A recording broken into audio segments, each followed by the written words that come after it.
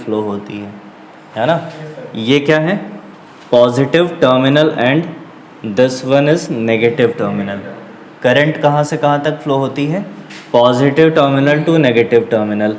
अब यहाँ पर जो पोटेंशियल होता है इस टर्मिनल पे पोटेंशियल हाई होता है और इस टर्मिनल का पोटेंशियल लो होता है।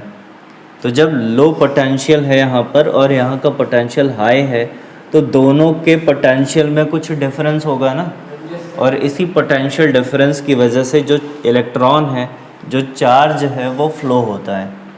समझे, यहाँ पर एक ईएमएफ डेवलप होता है, ईएमएफ। अब इस ईएमएफ का क्या मतलब है, ई मतलब होता है इलेक्ट्रो, एम मीन्स मोटिव और एफ मीन्स फोर्स। तो अगर इलेक्ट्रोमोटिव फोर्स ज़्यादा लग रहा है तो क्या होगा, चार्ज ज़्यादा फ्लो होगा, चार्ज ज़्यादा फ्लो होगा तो करंट ज़्यादा फ्लो होगी। समझे। सर जॉर्ज साइमन ओम ने यही बताया था कि अगर टर्मिनल के बीच में पोटेंशियल का डिफरेंस ज़्यादा है तो करंट ज़्यादा फ्लो होगी। समझ आया कि नहीं, मतलब जो पोटेंशियल डिफरेंस है अगर वो ज़्यादा है तो करंट ज़्यादा फ्लो होगी, अगर पोटेंशियल डिफरेंस कम है तो करंट कम फ्लो होगी। मतलब क्या, यहाँ जो टर्मिनल हैं उनके बीच का अगर वोल्टेज का डिफरेंस ज़्यादा है, मतलब बैटरी बहुत ज़्यादा चार्ज है तब वोल्टेज का डिफरेंस होगा, और बैटरी ज़्यादा चार्ज है तब करंट ज़्यादा तेज़ी से फ्लो होगी। अगर इसमें हम बल्ब लगा दें कहीं पे, ये मान लो कि अगर ये बल्ब लगा हुआ है तो ये ज़्यादा ग्लो करेगा। समझे। और अगर पोटेंशियल डिफरेंस कम है, मतलब बैटरी कम चार्ज है, लो बैटरी है, और बैटरी लो है तो क्या ये ज़्यादा तेज़ी से जलेगा, ज़्यादा इंटेंसिटी की लाइट प्रोड्यूस करेगा, नहीं करेगा। यही चीज़ सर जॉर्ज साइमन ओम ने बताई कि potential difference across terminal, if potential difference across terminals high then the current will flow high, means then high current will flow। अगर अदर लैंग्वेज में हम कहें तो the rate of flow of charge और the flow of current is directly proportional to potential difference across the terminal of wire. Terminal जो wire के हैं उसके टर्मिनल के बीच में अगर पोटेंशियल का डिफरेंस हाई है तो करंट ज़्यादा फ्लो होगी। लेकिन इन्होंने एक कंडीशन बता दी। कंडीशन क्या था, under fixed condition of temperature, मतलब टेम्परेचर बढ़ना नहीं चाहिए। समझे कि नहीं।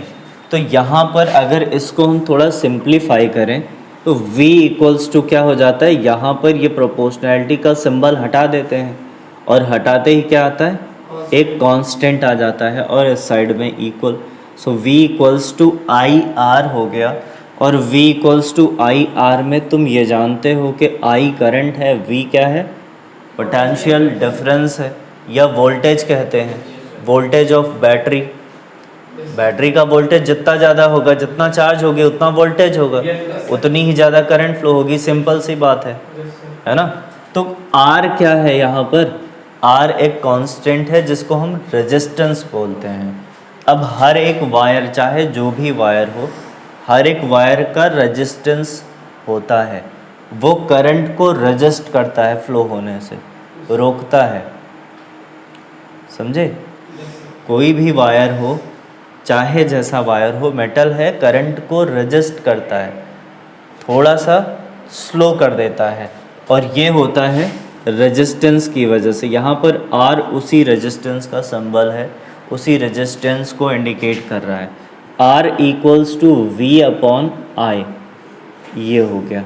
अब अगर हम इस पे ध्यान दें तो ये जो R है, ये ओम सर ने बताया था कि under fixed temperature, under the condition of fixed temperature, जो करंट फ्लो हो रही है वो क्या होगी, पोटेंशियल डिफरेंस के ठीक क्या होगी, प्रोपोर्शनल होगी।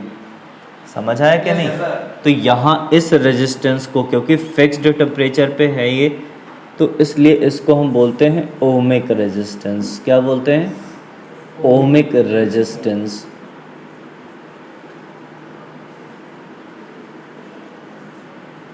Ohmic resistance. अब इसमें रेजिस्टेंस किस किस चीज़ पे डिपेंड करता है ये हमें देखना है कि कौन कौन से ऐसे फैक्टर्स हैं जो कि रेजिस्टेंस को अफेक्ट करते हैं। तो एक चीज़ तो मैंने ये बताया कि टेम्परेचर अफेक्ट करता है, टेम्परेचर बढ़ाओगे तो रेजिस्टेंस क्या होगा, बढ़ेगा, समझे। इसीलिए यहाँ पर ओमिक रेजिस्टेंस में टेम्परेचर फिक्स बोल दिया गया कि रेजिस्टेंस बढ़ेगा नहीं, लेकिन कंडीशन ये होनी चाहिए टेम्परेचर नहीं बदले। टेम्परेचर बदल गया तो रेजिस्टेंस बदल जाएगा। अब आगे इन्होंने ये पूछ लिया कि कौन कौन से ऐसे फैक्टर्स हैं जिसमें क्या हो रहा है, रेजिस्टेंस डिपेंड करता है। रेजिस्टेंस कौन कौन सी चीज़ों पे डिपेंड करता है। तो एक तो हो गई कि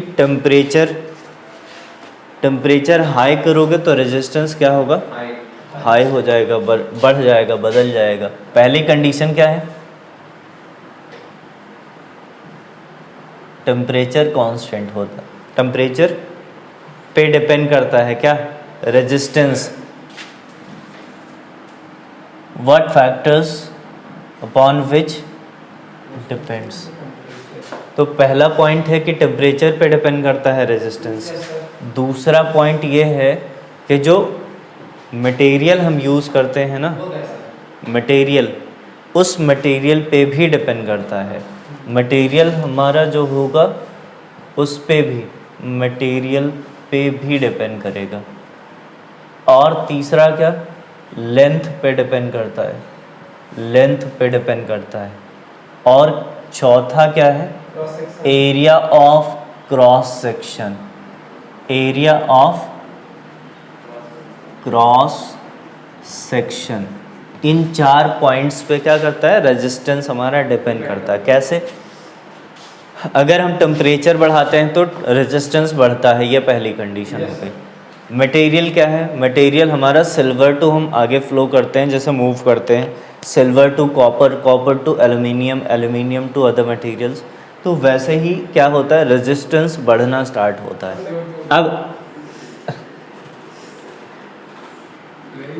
अब हमें समझना क्या है, तुम ये सपोज कर लो कि सावन का महीना चल रहा है और ये समझ लो कि कांवर लेकर के कांवरिया निकले हैं, समझे, कांवरिया जानते हो ना। अब वो निकले हैं बिल्कुल एकदम मदमस्त, भोले की भक्ति में, भांग धतूरा लगाए हुए चले जा रहे हैं, लाखों लाख की काउंटिंग है। क्या रोड ज़्यादा चौड़ी हो जाएंगी क्या? अब ये बताना है कि वो ज़्यादा रेजिस्टेंस फील करेंगे जब रोड ज़्यादा, लेंथ ज़्यादा हो, उनकी नंबर्स ज़्यादा हों, बहुत दूर तक वो फैले हों, तो ज़्यादा रेजिस्टेंस होगा, जाम ज़्यादा लगेगा। या फिर कम लेंथ हो तो ज़्यादा जाम लगेगा। जा रहे हैं झूमते हुए, तो जब ज़्यादा लंबा रास्ता तय करना होगा तो ज़्यादा रेजिस्टेंस, ज़्यादा बाधाएं आएंगी, ज़्यादा हिंड्रेंस होगा, ज़्यादा चेक पोस्ट मिलेंगे। या फिर रास्ता छोटा होगा तब ज़्यादा मिलेंगे, ज़्यादा लंबा रास्ता होगा तब ज़्यादा बाधाएं आएंगी ना, होगा कि नहीं होगा। तो यहाँ पर लेंथ, अगर वायर की लेंथ अगर बढ़ा दी जाए तो रेजिस्टेंस ज़्यादा होगा या कम होगा? ज़्यादा होगा ना। तुम देख पा रहे हो ना कि अगर हम लेंथ, रास्ते की लेंथ, जिस रास्ते से गुजरना है, किसको गुजरना है, कांवड़ियों को, समझे। अगर वो रास्ता लंबा है तो रेजिस्टेंस ज़्यादा होगा ना उन्हें, होगा कि नहीं। कहीं ना कहीं पोस्ट, बहुत सारे पोस्ट मिलेंगे, चेक पोस्ट। चेक मतलब जानते हो ना, चेक हिंड्रेंस, बाधा कहते हैं, हिंड्रेंस होता है, रेजिस्टेंस मतलब उसका, समझे।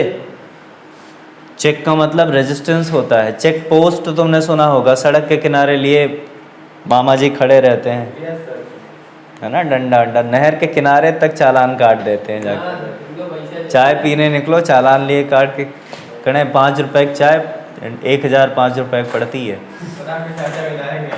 नहीं, मेरे चाचा तो विधायक को मर गए थे यार पहले, विधायक बनने से पहले आत्मदाह हो गया था उनका, बहुत बुरी खबर है। तो यहाँ पर इलेक्ट्रॉन्स जो हैं वो कांवड़ियाँ हैं, और जो तार है, जिस तार से वो फ्लो कर रहे हैं वो क्या है, वो है रास्ता, मार्ग, और ज़्यादा लंबा रास्ता होगा ज़्यादा हिंड्रेंस होगा। तो बस यही याद रखना है हमें कि जितना लंबा रास्ता उतनी ज़्यादा बाधाएं और उतना ज़्यादा रेजिस्टेंस। मतलब रेजिस्टेंस जो है वो किस पे डिपेंड करता है? लेंथ पे। जितना लेंथ की लंबाई, जितनी वायर की लंबाई होगी उतना ज़्यादा रेजिस्टेंस होगा। दोनों डायरेक्टली प्रोपोर्शनल होंगे ना? होंगे कि नहीं? अब ये बताओ कि एक और काम करते हैं। ये रास्ता थोड़ा सा पतला था, हम क्या करें?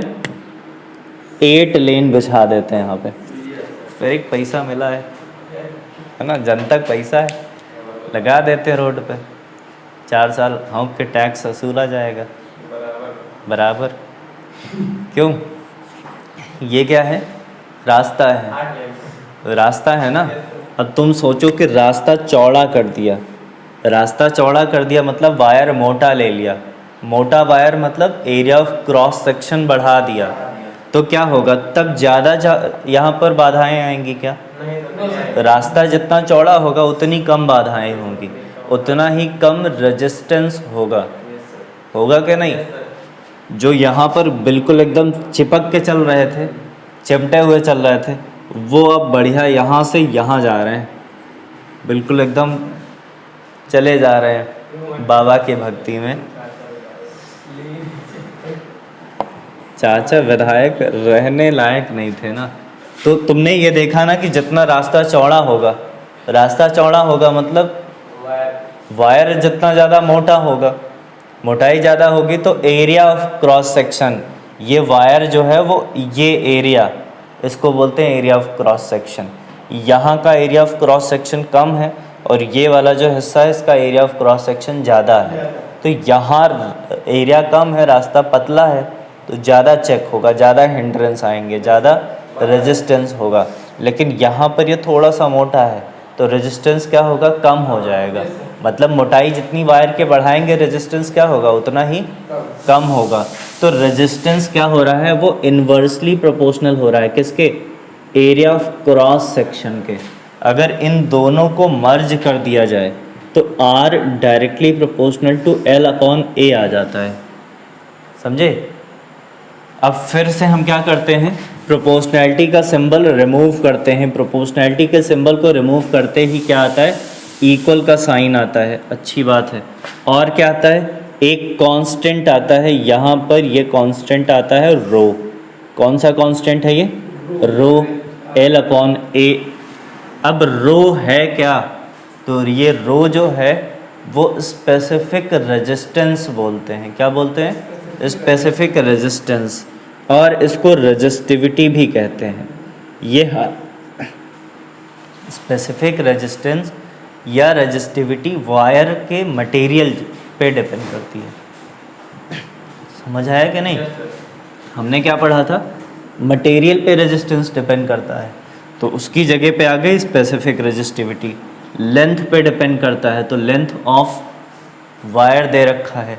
लेंथ बड़ा करेंगे रेजिस्टेंस क्या होगा? बढ़ेगा। लेंथ छोटा करेंगे रेजिस्टेंस छोटा होगा। एरिया ऑफ क्रॉस सेक्शन बढ़ाएंगे तो रेजिस्टेंस कम होगा। एरिया ऑफ क्रॉस सेक्शन बढ़ाएंगे तो रेजिस्टेंस क्या होगा? कम होगा। ज़्यादा कांवड़ियाँ निकल सकते हैं, मतलब ज़्यादा इलेक्ट्रॉन निकल सकते हैं। इलेक्ट्रॉन क्या है? कांवड़ियाँ हैं। है या नहीं? अरे इस केस में तो है ना यार। सावन का एग्जाम्पल न लें, सावन चल रहा है तो मजे लेते हैं ना। तो ये समझ में आ गया कि नहीं आया? आया कि नहीं? Resistance is equals to rho L upon A। Rho क्या है? स्पेसिफिक रेजिस्टेंस है, जो कि क्या करता है? मटेरियल पे डिपेंड करता है। जो मटेरियल जैसा होगा, सिल्वर की रेजिस्टिविटी सबसे कम होती है।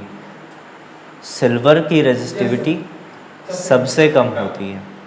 1.62 इंटू 10⁻⁻⁻ ओम मीटर होती। अरे ओम मीटर, ये तो समझ नहीं आया, क्या बता दिया? ये भी तो देख लें। अब हमें रेजिस्टिविटी जो है उसकी यूनिट भी निकालना सीखना होगा। पूछते हैं इसका question. R equals to rho L upon A आया कि नहीं आया था? R की यूनिट क्या है? ओम। आर क्या है, रेजिस्टेंस, और इसकी यूनिट क्या है, ओम।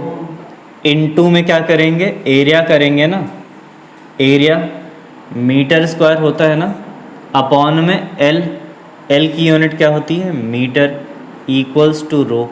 यहाँ पर हमने रो को केवल क्यों रोक के रखा और बाकी एल नीचे भेज दिया और ए ऊपर। इसकी यूनिट किसकी, रो की यूनिट निकालनी थी। रो क्या है, स्पेसिफिक रेजिस्टेंस है। एम से एम कैंसिल करेंगे तो क्या आएगा, ओम मीटर आ जाएगा कि नहीं आएगा, और ये होती है स्पेसिफिक रेजिस्टेंस या रेजिस्टिविटी की यूनिट। समझे। सबसे कम किसकी होती है, तो सिल्वर की होती है। कितनी होती है, 1.6 इंटू 10⁻⁻8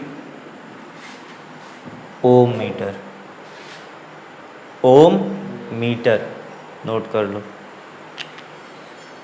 समझ आया क्या नहीं।